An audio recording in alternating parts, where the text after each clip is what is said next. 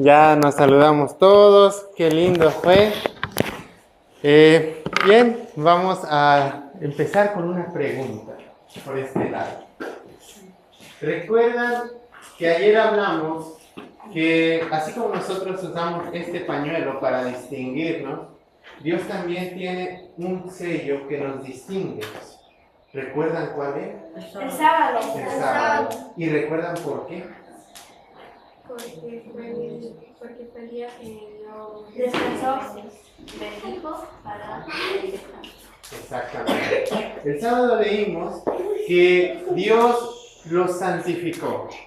Y cuando nos menciona la Biblia que Dios lo santificó, nos recuerda que Dios lo apartó. Dios decidió hacer un día especial, un día único, un día diferente, un día en el cual nosotros podamos también hacer especial ese día, porque es el hermoso día en donde nosotros tenemos un encuentro, una cita con Jesús.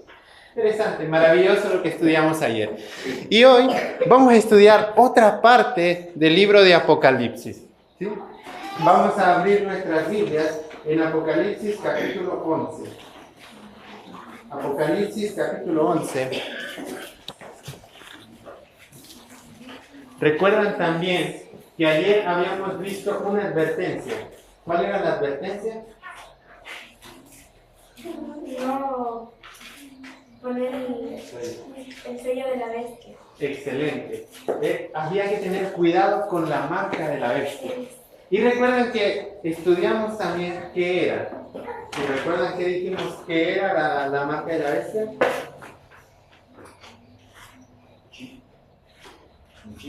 No dijimos que nada de lo que nos ven en las redes sociales, en internet, que un chip, que un 666, un código de barra, esto, lo otro, aquello, no es la marca de la bestia.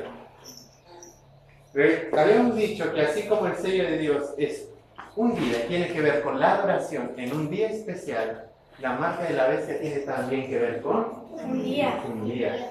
¿Cuál era ese día? Viernes. No. ¿Lo escuché por allá? Domingo. Domingo. Excelente. Yo hablé. ¿Lo hablaste? Bueno. Bien, hoy vamos a leer otra parte del libro de Apocalipsis. Apocalipsis capítulo 11. Vamos a comenzar desde el versículo 1. Entonces me fue dada una caña semejante a una vara de medir, y se me dijo: levántate y mide el templo de Dios y el altar y a los que adoran en él. Pero el patio que está fuera del templo, déjalo aparte y no lo midas, porque ha sido entregado a los gentiles. Ellos hollarán la ciudad santa 42 meses. Y ordenaré a mis 2 testigos que profeticen por 1260 días, vestidos con ropas ásperas. La Biblia nos habla algo importante. Voy a volverles a pedir el mismo favor que ayer. Si me pueden ayudar con el ruido, con el silencio, porque la voz fuerte no es de mis fortalezas, ¿sí? Así que les voy a pedir eso, ¿ok? Bien. La Biblia nos está hablando de 2 testigos. ¿Sí? 2 testigos. ¿Qué dice que van a hacer estos 2 testigos? Dice: ordenaré a mis 2 testigos que profeticen por 1260 días, vestidos con ropas ásperas. ¿Qué tienen que ver estos 2 testigos? ¿Cuál es la identidad de estos 2 testigos y qué relación tienen con nosotros hoy? ¿Qué relación tiene esto también con la importancia del libro de Apocalipsis? Recuerdan que ayer vimos que Apocalipsis parece un libro que da terror, ¿verdad? Parece ser. Pero leímos un versículo que cambia todo eso. Apocalipsis 1:1. Recuerdan que dijimos que ese versículo nos dice que Apocalipsis es la revelación de Jesús. Y si tiene que ver con Jesús, tiene que ver con amor. Bien, estos 2 testigos, ¿qué relación tienen? ¿Quiénes son? Bien, lo que me dice la Biblia es que van a profetizar. ¿Quiénes son? En el versículo 4, ¿sí?, se da la identidad de estos 2 testigos. Los voy a querer súper atentos porque les voy a hacer preguntas, ¿ok? Estos testigos son los 2 olivos y los 2 candelabros que están de pie delante del Dios de la tierra. Estos 2 testigos, dice, son 2 olivos y 2 candelabros. ¿Qué relación tienen esos 2 olivos y 2 candelabros con estas personas? Parece ser que son personas, ¿verdad? Porque dice testigo. ¿Y por qué 2? ¿Por qué no 3? ¿Por qué no 4? ¿Por qué no 5? ¿Por qué 2 testigos? Vamos a buscar otro versículo. San Juan capítulo 8. San Juan capítulo 8. Y nos vamos a dar cuenta, versículo 17. San Juan 8, 17. Es Jesús quien está hablando. Y dice, y en vuestra ley está escrito que el testimonio de 2 hombres es ¿qué? Verdadero. Recordemos que Juan era judío. Juan piensa como judío. Juan tiene en mente la ley que había dado Moisés. Tiene en mente todo lo que es Génesis a Deuteronomio. Juan tiene pensado eso aquí. Y en esa ley, Jesús está diciendo que esa ley dice que el testimonio de 2 hombres es el testimonio de 2 testigos. El testimonio de 2 hombres es ¿qué? Mejor que uno. No. ¿Es qué? Verdadero. Verdadero. Fiel, verdadero. Mi Biblia dice es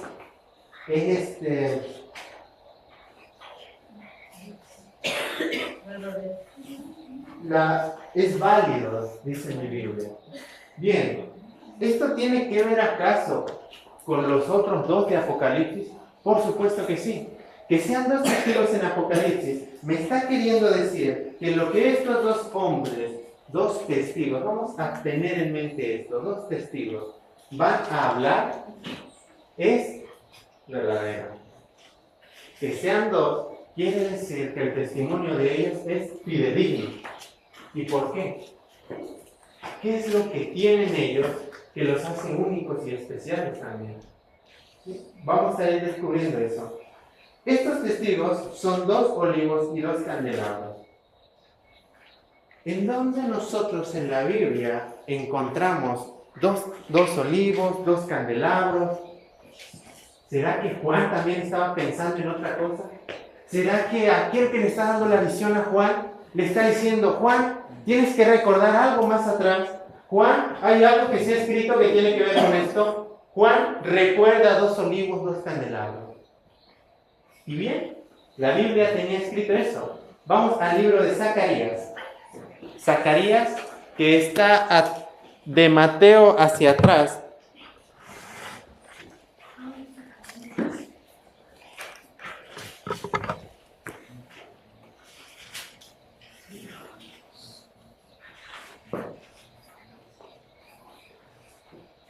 Zacarías 4, versículos del 11 al 14. Hablé una vez más y le pregunté, ¿qué significan estos 2 olivos que están a la derecha y a la izquierda del candelabro? Allí encontramos esos 2 olivos.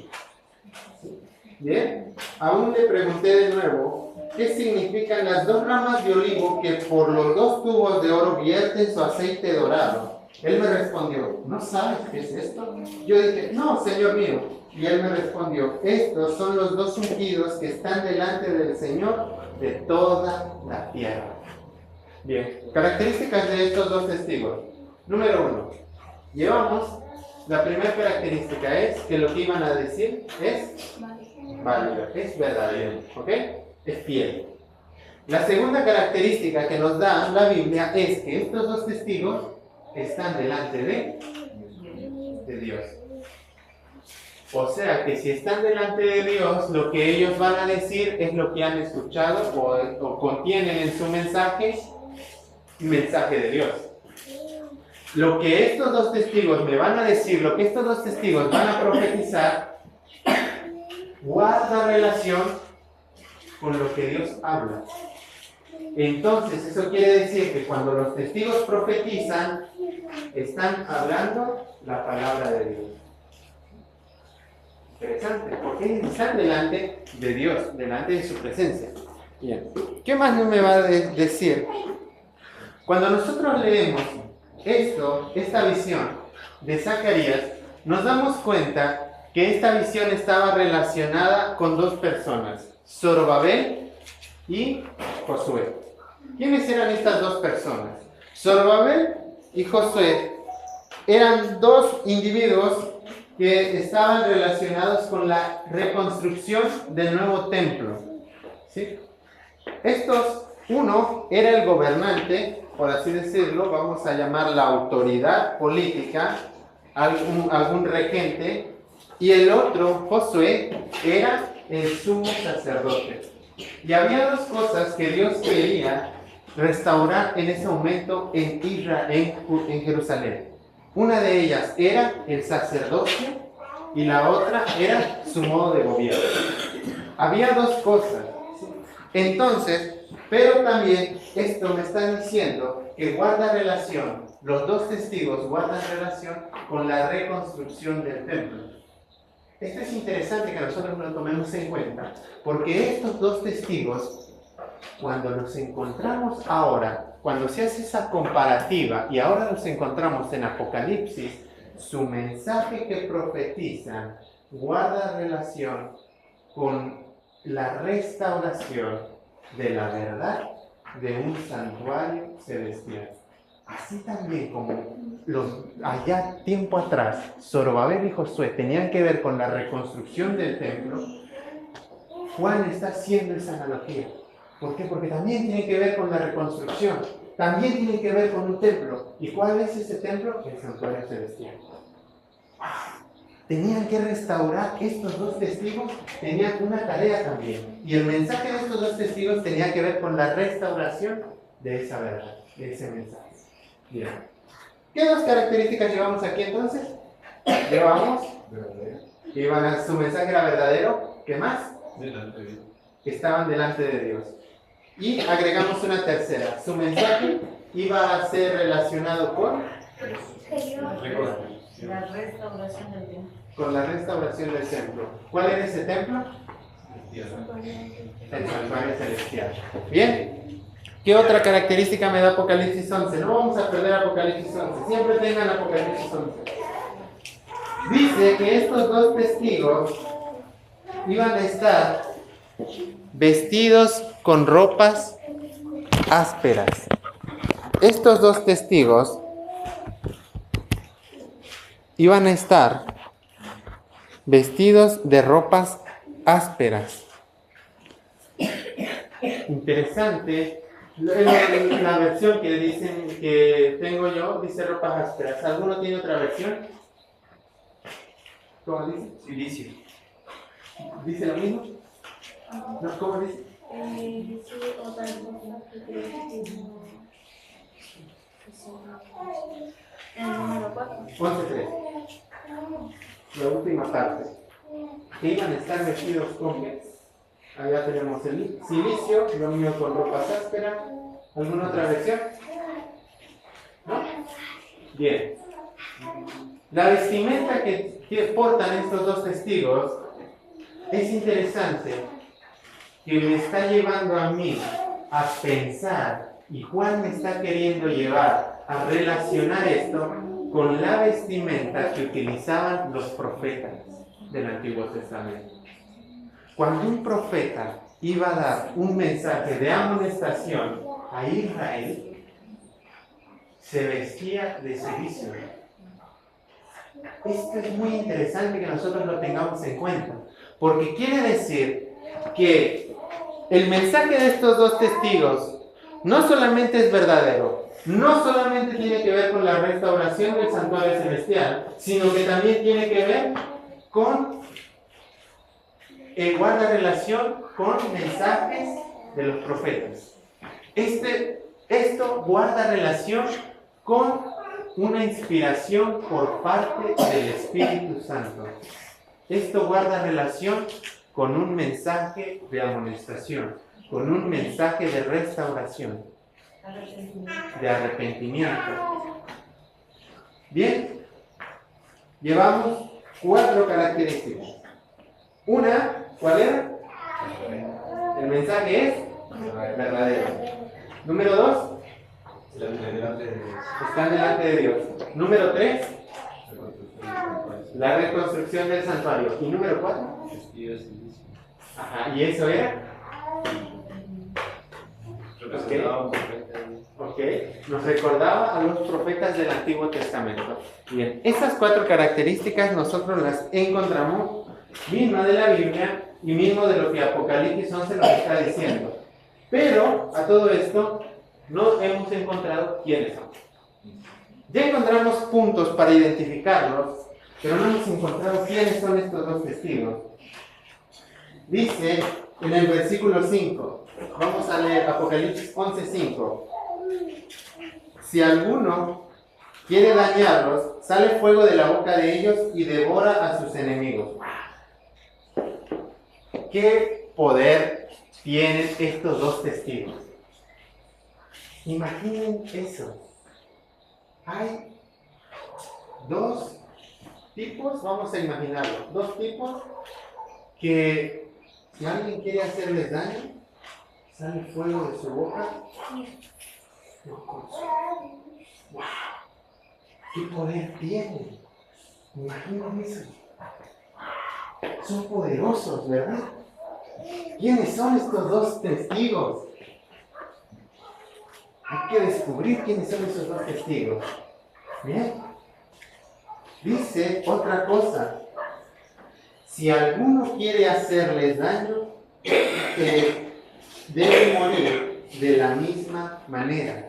Estos tienen poder para cerrar el cielo a fin de que no llueva en los días de sus profecías. ¡Wow!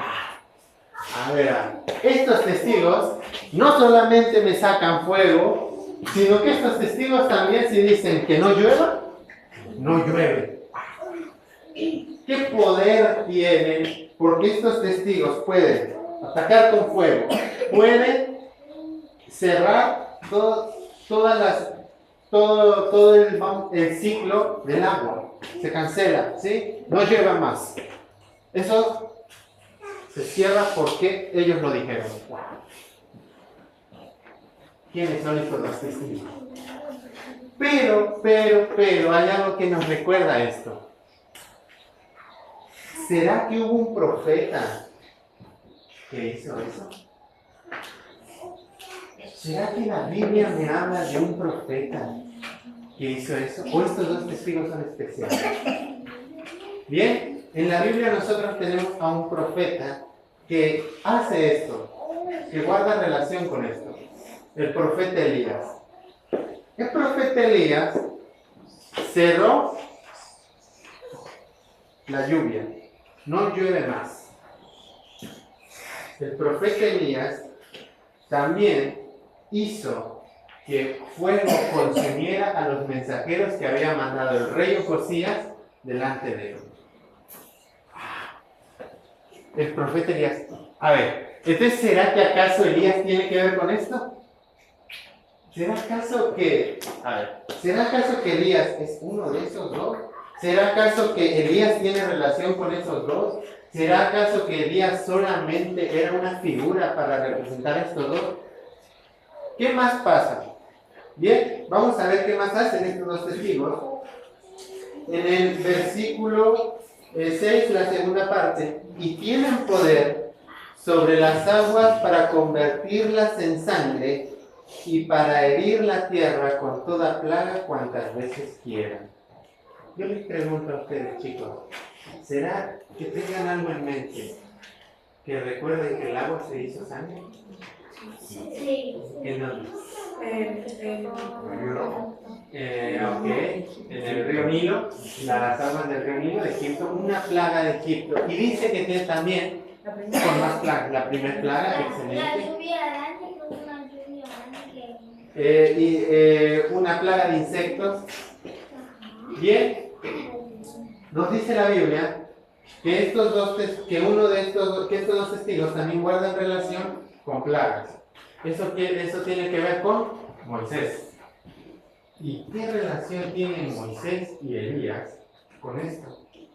¿Qué relación guardan Moisés y Elías con estos dos testigos?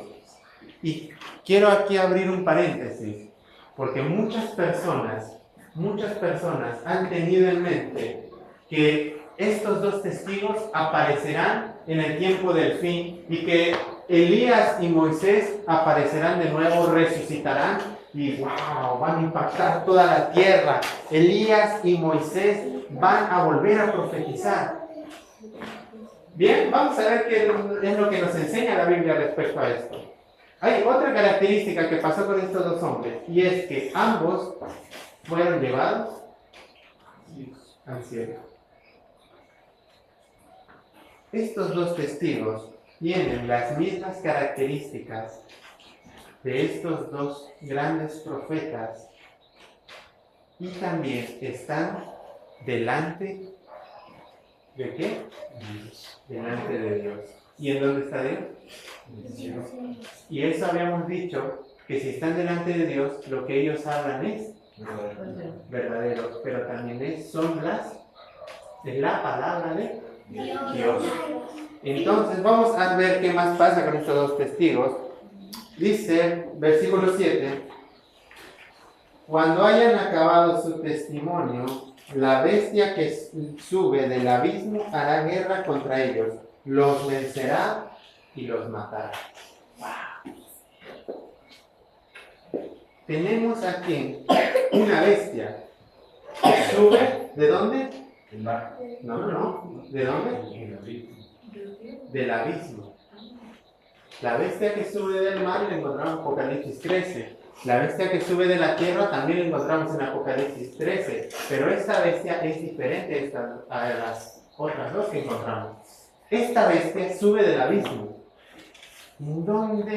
¿Qué me enseña la Biblia respecto al abismo? Bien, Pedro en su epístola me va a decir que el abismo es una palabra que utiliza para que nosotros comprendamos que es el lugar o la morada de Lucifer, Satanás, con todos sus demonios. Eso quiere decir que esta bestia que sube del abismo viene por parte de Satanás. Esta bestia que sube del abismo es un agente que Satanás va a utilizar para derrocar estos dos testigos. Vamos a seguir leyendo. Versículo 8. Sus cadáveres estarán en la plaza de la gran ciudad, que en sentido espiritual se llaman Sodoma y Egipto, donde también nuestro Señor fue crucificado. ¿En dónde fue crucificado Jesús?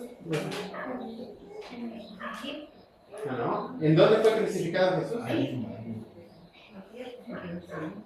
¿En dónde? ¿Cómo se llamaba el lugar? ¿En dónde? Jerusalén, bueno, a las afueras de Jerusalén, así es, en el monte de la Calavera. Bien. Pero aquí, como que aquí la Biblia ya se acaba de contradecir.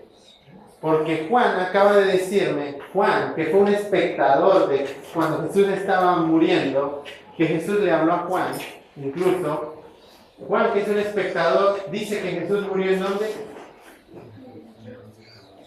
No, aquí, ¿en dónde dice? Sodoma y Egipto. Juan, ¿te falló la memoria, Juan? ¿O qué pasó contigo, Juan? Bien, la Biblia nos dice ese versículo 8, en sentido espiritual. En sentido espiritual se llama Sodoma y Egipto. O sea que en sentido espiritual. ¿Eso qué quiere decir? Que no en sentido literal. Ya está, listo. Estaba viendo el pecado de afuera. Ok, gracias. Bien, versículo 9. Gentes de todo pueblo, tribu, lengua y nación verán sus cadáveres. ¿Por cuánto tiempo? 3 días y medio. Y no permitirán que sean sepultados. algo tan trágico era que personas no fueran sepultadas. Era una aberración para un judío que una persona no fuera sepultada. Incluso los judíos, después de que vuelven de Babilonia, implementan una tradición, y es que después de muerta una persona, lo vuelven a enterrar. Al año lo sacan y lo vuelven a enterrar. Esa es una práctica que tenían los judíos después de que regresan de Babilonia. Pero que una persona no fuera enterrada, estamos en un problema serio. ¿Qué pasa a los 3 días? El cuerpo parece entonces ya se inflamó y está a punto y empieza el proceso de desintegración. Pero algo pasa con estos 2 testigos. Dice que están muertos. Están sus cadáveres en la plaza. Versículo 10. Los habitantes de la tierra se regocijarán sobre ellos, se alegrarán y se enviarán regalos unos a otros, porque estos 2 profetas habían atormentado a los habitantes de la tierra. Su mensaje, que es palabra de Dios y verdadero, atormenta ¿a quiénes? A los moradores de la tierra. Eso quiere decir que los moradores de la tierra que se nos está hablando aquí no tienen nada que ver con Dios, porque esos moradores de la tierra rechazan y van en contra de la palabra de Dios. Pero ¿qué más nos dice el libro de Apocalipsis? Versículo 11. Pero después de 3 días y medio, el espíritu de vida enviado por Dios entró en ellos.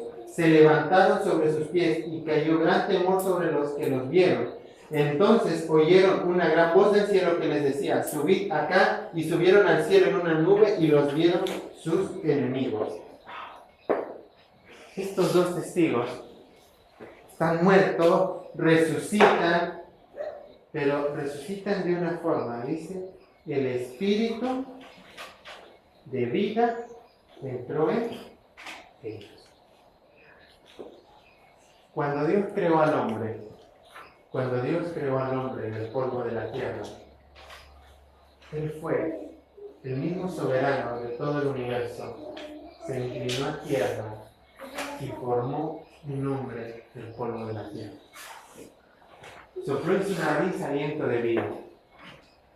Eso me está queriendo decir que la vida viene únicamente de Dios.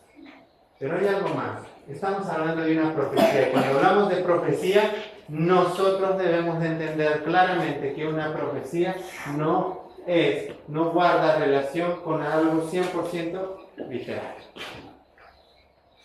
Pero, como estamos hablando de profecía, ¿será que hay una profecía que a mí me habla de que alguien resucita porque el Espíritu entra en ellos?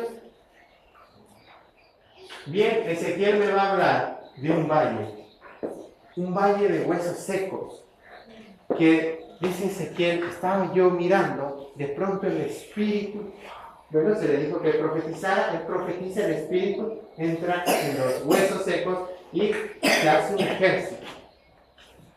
Bien, entonces, ¿qué quiere decir esto? Que estos 2 testigos portan el Espíritu de Dios. Que estos 2 testigos portan al Espíritu Santo. Esto es interesante, porque dice que después que resucitan, los que ven que resucitan tienen temor. Los mismos que habían hecho fiestas, se habían regocijado por la muerte de ellos, ahora tienen temor. ¿Qué pasa? Una voz del cielo dice: subid acá. Estaban en la tierra y ahora suben al cielo. Bien, bueno, vamos a ir ahora. Esta es la profecía de los 2 testigos. Pero vamos a ver quiénes son esos 2 testigos. Porque ya leímos sus características, lo que van a hacer, lo que va a pasar y lo que portan ellos. ¿Quiénes son estos 2 testigos? Bien, la Biblia me dice que estos dos testigos tienen que ver con profetas. Estos dos testigos tienen un mensaje verdadero. Estos dos testigos profetizan 1260 días. Cuando nosotros nos damos cuenta que la misma Biblia nos habla de días, en profecía es un año. Y eso lo encontramos tanto en la Biblia como en el sistema judío. ¿Sí? Lo podemos ver, no solamente tenemos textos de Números, Ezequiel, sino también tenemos textos que nos van a decir, y fueron sus días, da el cómputo de tiempo, en realidad fueron años. Vemos que los judíos, por documentos de la época, contaban también, hacían esa asimilación de día por año. No es una interpretación privada, no es una interpretación antojadiza. La Biblia y los documentos de la época nos hablan de eso. Y en 1260 años, entonces, iban a profetizar estos dos testigos. ¿Quién ha vivido 1260 años? ¿Quién? 1260 años. ¿Quién ha vivido? No. Adán vivió 900 y pico. Algo vivió 1200 años. ¿Quién vivió? Nadie. Nadie vivió 1260 años. Entonces eso quiere decir que estos dos testigos no son humanos. Primer premisa que nosotros partimos es que estos dos testigos no son humanos. Bien. Ahora, estos dos testigos también tienen que ver con una bestia que ataca al pueblo de Dios por 1260 años. Entonces, estos dos testigos están contra un poder. ¡Wow! Los moradores de la tierra. Impresionantes. Estos dos testigos guardan con los profetas y tienen el Espíritu Santo. ¿Qué? Guarda con los profetas, profetiza, tiene el Espíritu Santo, contiene el mensaje de Dios, tiene que ver con la restauración de un santuario, arrepentimiento, juicio y todo lo que venimos diciendo. ¿Qué tiene que ver con eso? Bien, vamos a buscar una cita que nos va a aclarar y nos va a dar luz sobre eso. Vamos a 2 de Timoteo. 2 de Timoteo.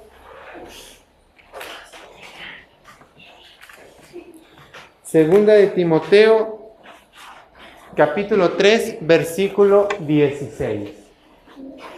Segunda de Timoteo 3, 16. Leo. Por favor.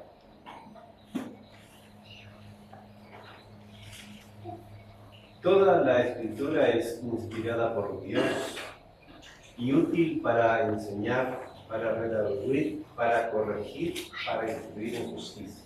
Gracias. Hay algo que contiene el Espíritu Santo y la mayor revelación del Espíritu Santo. Y eso es, según Pablo, que está escribiendo a Timoteo, es toda la Escritura. Toda la Escritura. Bien, compliquemos el texto, ¿qué les parece? Hay que pelear con el texto, ¿les parece? Bien, vamos a pelear con el texto. Número 1. ¿Este texto habla de toda la Biblia? No. ¿Este texto de qué habla? Del Antiguo Testamento. Porque para el tiempo de Pablo la Biblia no había sido completa. Pues Pablo está escribiendo a Timoteo. Entonces, ¿será que solamente el Antiguo Testamento es inspirado por Dios? ¿Será que hay una parte de la misma Biblia que el Nuevo Testamento se adjudica el término escritura? Vamos a buscar la epístola de Pedro. Segunda de Pedro.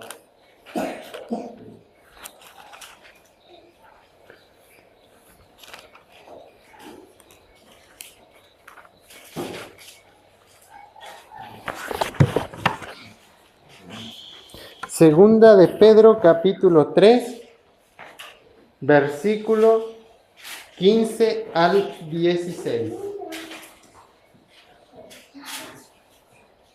Segunda de Pedro 3, 15 al 16.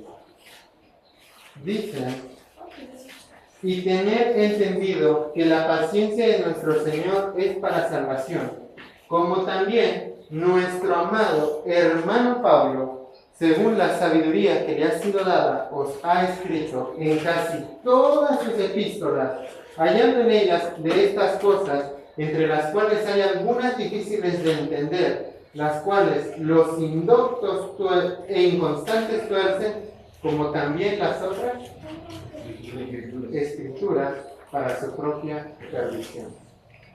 En este texto, Pedro está diciendo que lo que Pablo escribió es escritura. Forma parte de lo inspirado por el Señor. En este texto, Pedro está diciendo, Pablo escribió cosas difíciles. Muchas personas tuercen sus escritos como lo hacen con toda la demás escritura. Bien, Pablo va a decir, como dice la escritura, y cita a Jesús. El Nuevo Testamento se aplica a sí mismo el término escritura. Entonces, no solo el Antiguo Testamento es inspirado por Dios, sino también el Nuevo Testamento. Entonces, bien, si fuera la Biblia,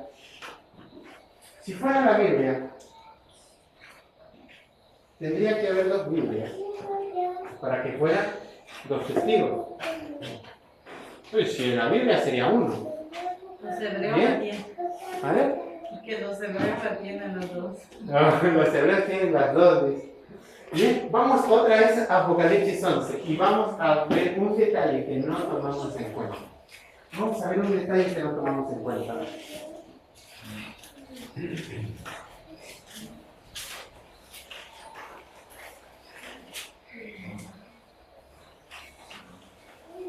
11.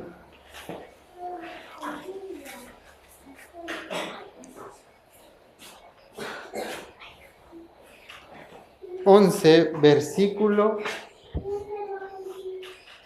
7 a 9.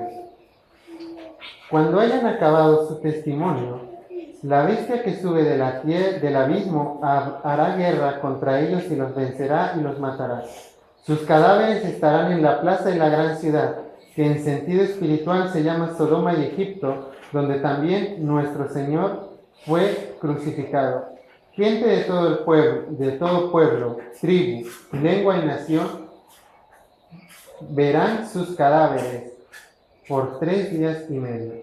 Verán sus cadáveres. Cada vez que la Biblia en este punto habla de los dos testigos, siempre los pone juntos. Siempre los pone juntos a los dos testigos. Bien, la Biblia me está diciendo que estos dos testigos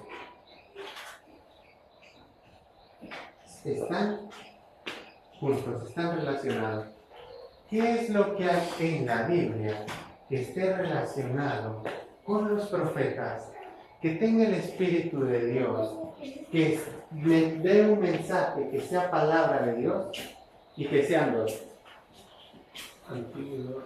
Antiguo y Nuevo Testamento. Pensar que la Biblia es un libro es incorrecto, porque la Biblia es un conjunto de libros. Ya está. Si alguien les llega a decir, la Biblia es un libro anticuado, permíteme corregirte que esa es una falacia, porque la Biblia no es un libro. Empezamos desde ahí. Ya. Es un conjunto de libros, dividida en 2 testamentos, Antiguo y Nuevo Testamento. Y ambos, hemos leído que ambos son escritura. Ambos es inspirado por Dios. Bien. Bueno, perfecto, excelente. ¿Y qué pasa con los años, los 1260 años? ¿Y qué pasa con la guerra? ¿Y qué pasa con que van al cielo? ¿La Biblia se fue al cielo? ¿Qué pasó? Bien. Un poder atacó directamente a la Biblia por 1260 años actuó la misma bestia que me va a mencionar Apocalipsis 13, que me va a mencionar Daniel, actúa contra la Biblia. Interesante que del 538 al 1798 tener una Biblia estaba prohibido. Y de ahí nosotros vamos a encontrar la historia de los valdenses. Grandes personas que resguardaron esto con su propia vida. Personas que no tenían miedo ir a la hoguera por parte de la iglesia por recitar el Padre Nuestro en su idioma. El Padre Nuestro. Personas que no temían morir por enseñar a otros los 10 mandamientos. Personas que copiaban esto a mano, lo imprimían en su propia ropa y disfrazados de comerciantes iban y presentaban lo que comerciaban, y si veían que la persona estaba interesada, tengo algo mucho mejor, con riesgo de su propia vida. Sacaban, entregaban, y muchos eran traicionados y eran malos.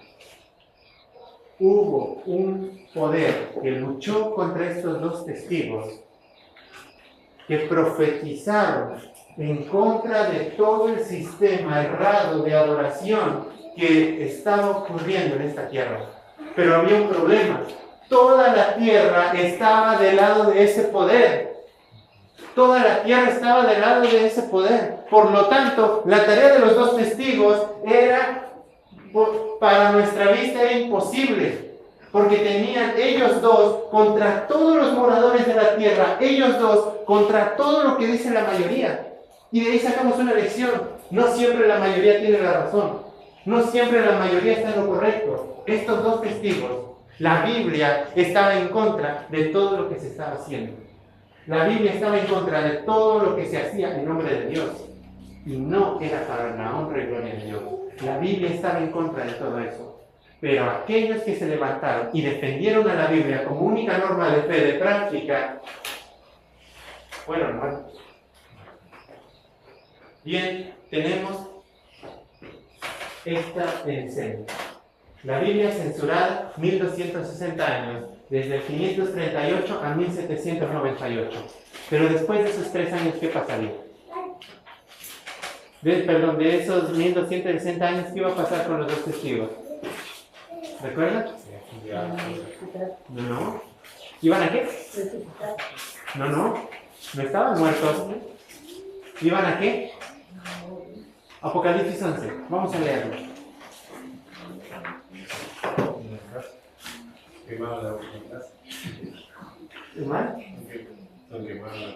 Quemados en la plaza. Sí, son muertos. Versículo 7 de Apocalipsis 11.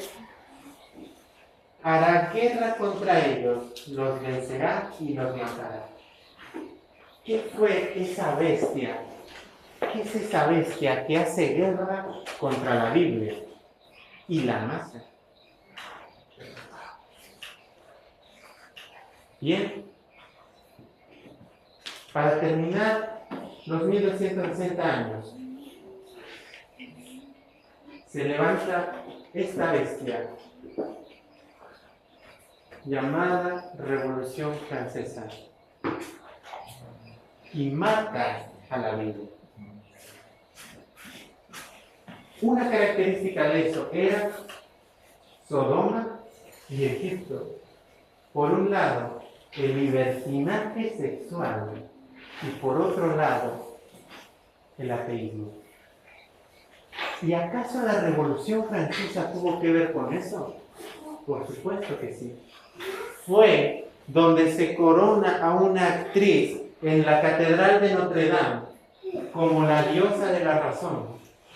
Se celebra una fiesta y todos aquellos que tenían una Biblia, todas sus Biblias fueron quemadas en la plaza. Estos dos testigos fueron muertos, la Biblia fue muerta. Por si fuera poco, también se cambió la semana, de 7 días a 10 días.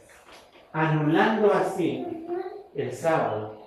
Y habíamos dicho que el sábado era el Sello de era la ¿qué? La identidad del pueblo de Dios. Era lo que los distinguía. ¿Qué hizo Satanás por medio de la Revolución Francesa?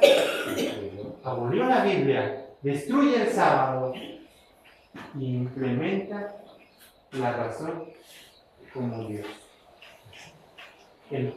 Todo eso, ahora toda la tierra se maravilla en pos de eso. Ahora nosotros tenemos la época del romanticismo, la época del periodo de la Ilustración. Tenemos nosotros a un hombre, Voltaire, que va a decir 12, bastaron 12 Galileos para difundir el cristianismo, y yo les voy a demostrar que un solo hombre basta para destruir el cristianismo, destruir la Biblia. Voltaire tuvo una guerra constante y de por vida contra la Biblia. Por 3 años y medio, la Revolución Francesa anuló a estos 2 testigos. ¿Pero qué iba a pasar con estos 2 testigos? Después de ser muertos, ¿iban a qué? A resucitar. ¿Qué pasa? ¿Qué pasó? ¿De qué manera resucitaron los 2 testigos? Bien, comenzaron las sociedades bíblicas para volver a trabajar con la Biblia. Las personas comenzaron a acercarse, algunas, a la Biblia. La Biblia volvió a tener importancia. La Biblia volvió a tener importancia, y ¿qué resulta que hace? Condena nuevamente ese periodo. Pero algo que iba a pasar con estos 2 testigos, Apocalipsis 11. Dice, versículo 11 también. Pero después de 3 días y medio, el Espíritu de vida enviado por Dios entró en ellos. Se levantaron sobre sus pies y cayó gran temor sobre los que los vieron. Entonces oyeron una gran voz del cielo que les decía: subid acá. Y subieron al cielo en una nube y los vieron sus enemigos.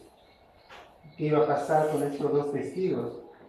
Estos 2 testigos, la Biblia, del lugar de donde estaba, fue exaltada a tener una gloria mayor que la que había tenido por todo ese periodo. Y esa gloria es tan impactante que nosotros hoy la podemos ver. Antes eran muertos por tener una hoja de la Biblia. Hoy tú tienes el privilegio de tener versión Reina Valera 95, 960, 977, NBI, TLA, TDT, en hebreo, ¿sí? De Estudiantes, en griego también. Tienes la oportunidad de tener cualquier versión de la Biblia que se haya escrito. Tú no eres muerto porque tengas una Biblia en tu casa.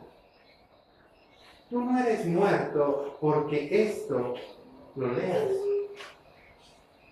Tristemente, chicos, no le estamos dando la importancia a esto. Hombres murieron por ella y nosotros la tenemos llena de polvo en casa. Una Biblia tan nueva que se abre y se cierra sola porque nunca la abrimos. Nosotros tenemos la bendita bendición de que esos 2 testigos sigan conduciendo nuestro camino. ¿Cómo la Biblia va a hablar David respecto a esto? Vamos a buscar Salmo 119.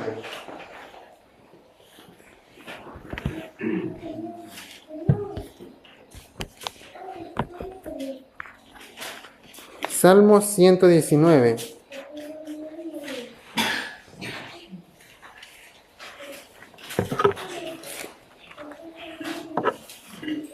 Salmo 119, versículo 103.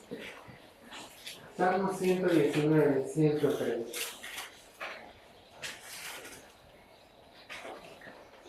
Dice David, cuán dulces son a mi paladar tus palabras, más que la miel a mi boca.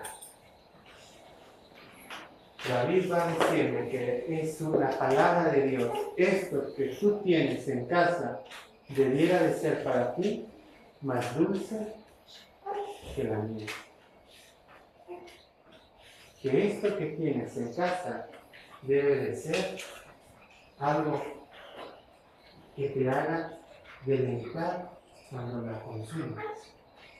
Bien, versículo 105. Lámpara es a mis pies tu palabra y lumbrera a mi camino. David me va a decir que esto es la que me va a mostrar el camino. Los dos testigos tenían la tarea de profetizar. La Biblia profetizó vestida de silicio porque profetizó oculta. Hoy la tienes en tus manos. Hay que leerla. Gente, hay que leerla. ¿Qué pasa cuando nosotros leemos la Biblia? Nuestra vida cambia. Pero yo les voy a hacer una pregunta aquí. La Biblia, ojo, mucha atención. ¿La Biblia es la máxima autoridad o es la única autoridad? ¿Qué es la Biblia? Solamente puede haber una respuesta. ¿Qué es la Biblia? La única autoridad. ¿Por qué la Biblia no es la máxima autoridad? Porque eso quiere decir que otras cosas también son autoridad. Pero la Biblia es la única autoridad. ¿Única autoridad en qué? La única autoridad en tu vida. La única autoridad en tu familia. La única autoridad en la instrucción de tus hijos. La única autoridad en tu adolescencia. La única autoridad en todo. Eso es la Biblia. La única autoridad que va a decirte lo que estás haciendo está mal. Porque no te está yendo bien. Porque te va a llevar por un mal camino. Padre, así se educa un hijo. Enséñale de esta manera. Hermano, trata bien a tu hermano, por favor. Trata bien a la demás gente. La Biblia me va a decir cómo yo tengo que comportarme, pero no es solo un libro moralista. La Biblia también es algo que me acerca a Dios. La Biblia también me va a decir, tú estabas en pecado y merecías la muerte. Y hubo alguien que vino y pagó por tu vida. Hubo alguien que vio en ti lo valioso que tú no veías. Hubo alguien que aprendió a apreciar el valor que tú tienes. Hubo alguien que vio cualidades. Hubo alguien que tuvo un sueño y le puso tu nombre. Hubo alguien que planeó un futuro a tu lado. Eso es lo que me va a hablar la Biblia. La Biblia me va a decir, cuando todos te hacen mal, cuando todo te parece que va mal, hay alguien que está presente en tu vida y ese es Dios. La Biblia me va a decir que yo soy importante para Dios.